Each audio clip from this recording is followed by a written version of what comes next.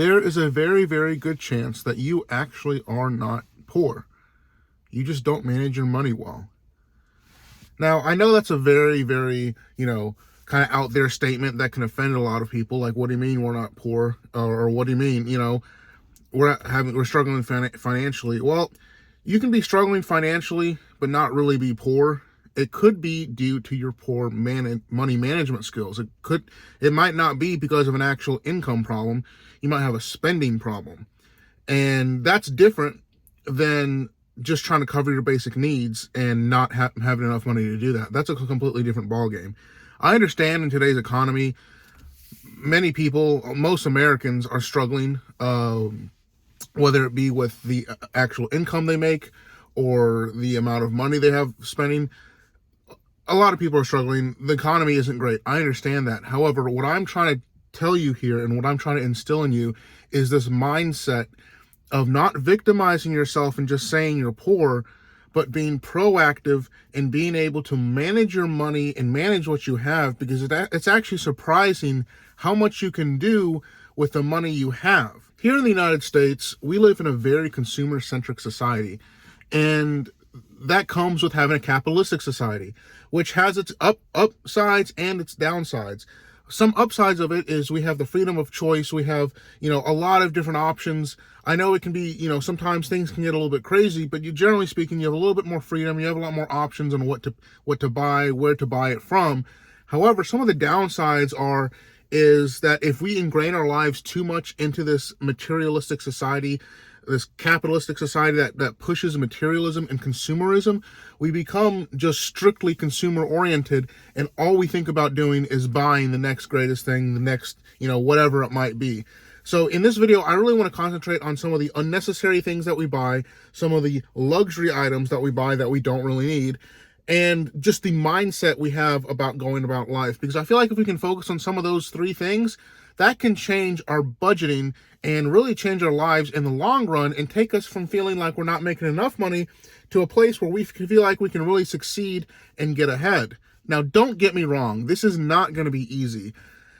Again, with today's society, we're facing unprecedented challenges. We're facing, things like we haven't seen before. But what I encourage you to do is don't sit here and just victimize yourself. Try doing something about it. First thing I want to concentrate on is being a consumer in this consumer society.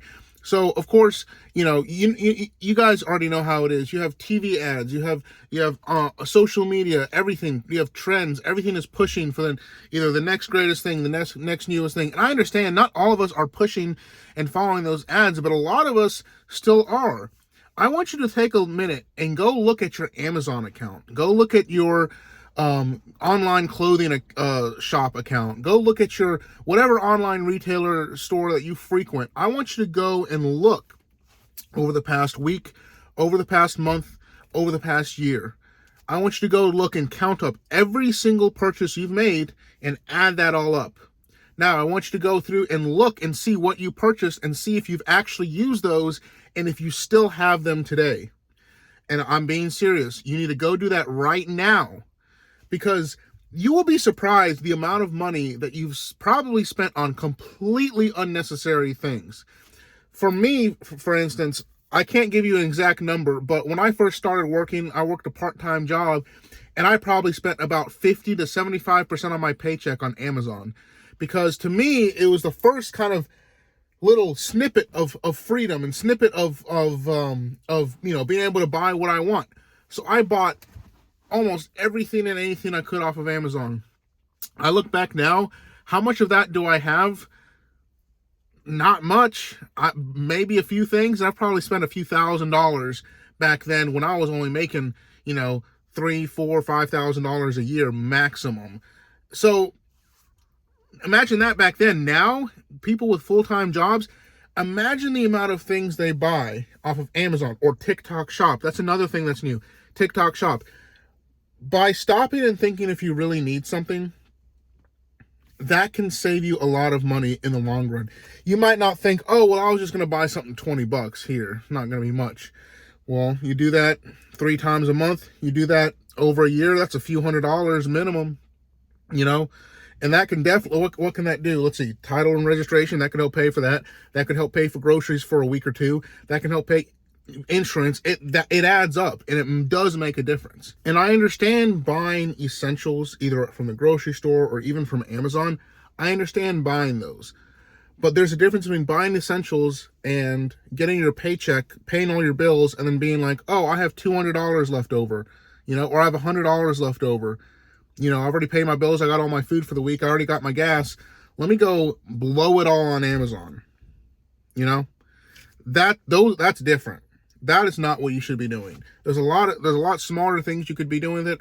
You could be throwing it in the stock market. You could be putting it in a savings account. There's a lot better things you're going to be doing with it. Another thing I want to talk about, which I know you've probably heard of, nowadays we do live in a very subscription-based world. Back in the day, as I like to say, you used to be able to buy something and for the most part you owned it. You didn't have to pay a monthly fee.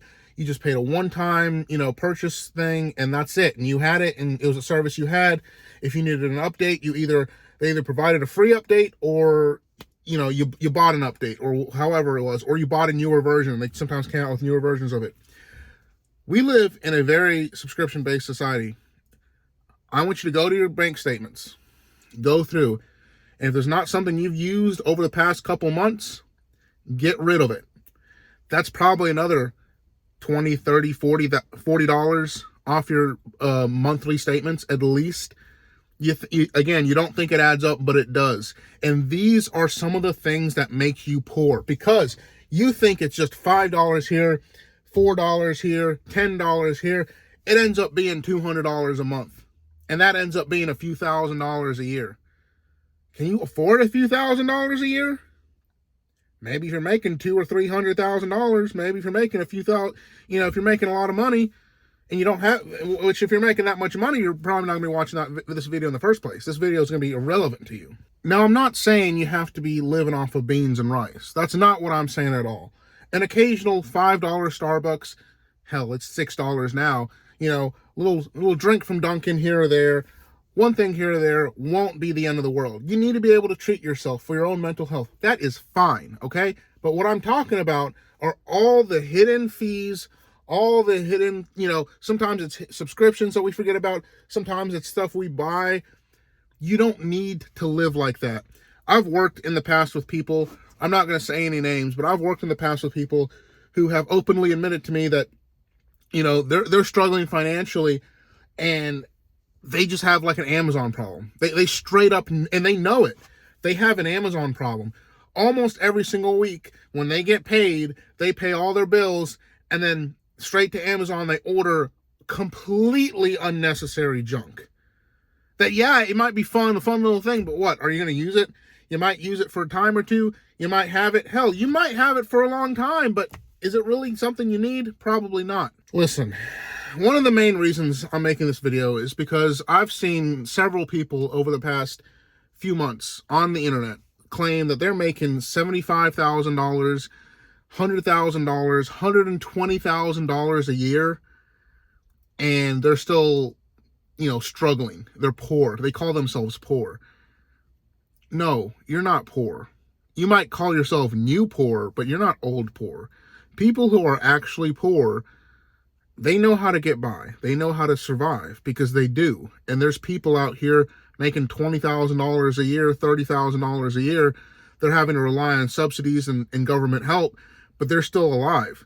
I'm not saying that's an okay way to live. I'm not saying that's what we want to do. But I'm saying if these people with $20,000, $30,000 a year are alive and making it, and still able to make it by, if you're over here making $100,000, $120,000 a year, you have no right to be complaining about not making enough money. Because obviously, unless you have some crazy, circumstance where you have some crazy debt that isn't your fault, you have some medical, something like that, I understand that. I'm not talking about I'm not talking about the extremes in this video. I'm talking about the very real, completely your fault consumer debt, consumerism lifestyle that people have, and then they complain about being poor and not having money.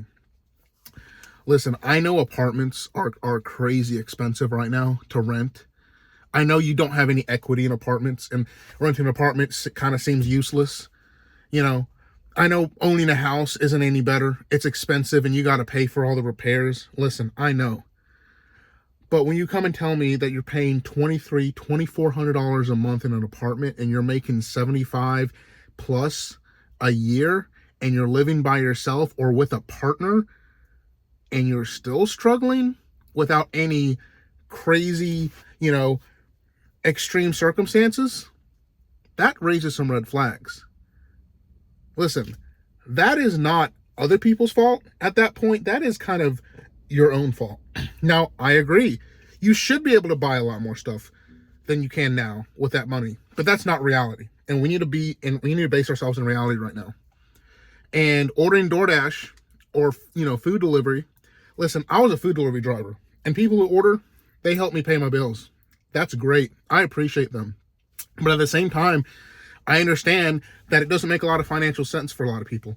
There were people I was delivering to that lived in like close to Section 8 housing, and I'm like, how are you affording to do this? That at that point, that's not my place to judge on their personal, decisions in regards to where they live. It just doesn't make sense from looking at it from the outside. You don't want to be doing that. Listen, learn how to cook. Learn how to take care of your house. Learn how to not spend spend money on unnecessary things. Learn how to have fun without spending tons of money. I am not advocating for you to live a crappy, miserable lifestyle. That's not what I am saying. What I am saying is we live in a society where things are pushed so much for you to spend money, and we think it's normal, and it is not. Yes, you should still be able to get a phone. I'm not saying you have to have an iPhone. Get a smartphone. That's kind of necessary for society. Get your basics down. But do you really need that really nice Gucci bag that's not even something that a lot of actual rich people, have? It's mostly just kind of a status symbol people try to wear. Really? Do you need that? No. And again, I know this is a blanket statement. Doesn't apply for every single one of you. But the message I'm trying to send here is that consumerism is eating us all up.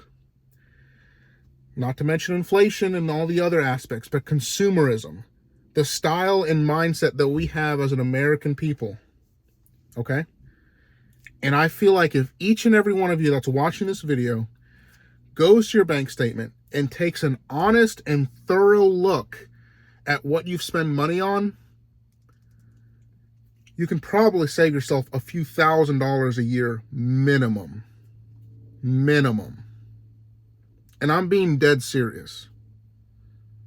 And I just wanted to make this video as a little bit of a warning, as a little bit of a wake-up call maybe for some people, as a little bit of a rant, but also I just wanted to get a message across that don't put yourself in the thought process of being poor and victimize yourself.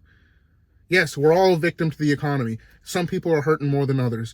I am actually pretty blessed where I'm at. Some people, they are struggling paycheck to paycheck and they are just paying the essentials. I'm talking about the people who have enough money and they're just blowing it all because of consumerism. If people listen to what I'm saying in this video, not everyone, but a vast majority, a lot of people would be able to find their way out of the financial situation they're in right now. Don't get that super expensive car. Get one that's older, still reliable. Car market's shit right now too. I know. I've been looking at cars. Try to get yourself an older one. Something with low miles. Get yourself a Prius. Get yourself a Toyota Camry. Get yourself something boring. But get yourself something that's not going to put you in a bunch of debt and fuck up your life. That's about all I have to say about this video. I know it was a little bit of a more ranty one, but I just wanted to put this point across. Consumerism will kill us all if we don't do something about it. Okay? So please, put yourself first. Put yourself first. Don't put your image first. Put yourself first. And get yourself in a better situation so that you can be happier in the long run. All right. I appreciate you guys for watching this video. If you guys liked it, make sure to like and subscribe. You guys have been giving me a lot of support on the channel. We're at about 500 now subscribers. Share this if this meant anything to you, and please listen to the video. Let me know down below what you think. Tell me if I'm wrong. Tell me if I'm right. Tell me your opinions. You know, tell me your financial situation if you want to. We can talk. That's fine. But for now, thank you guys so much for watching, and I will see you guys in the next one. Peace. Peace.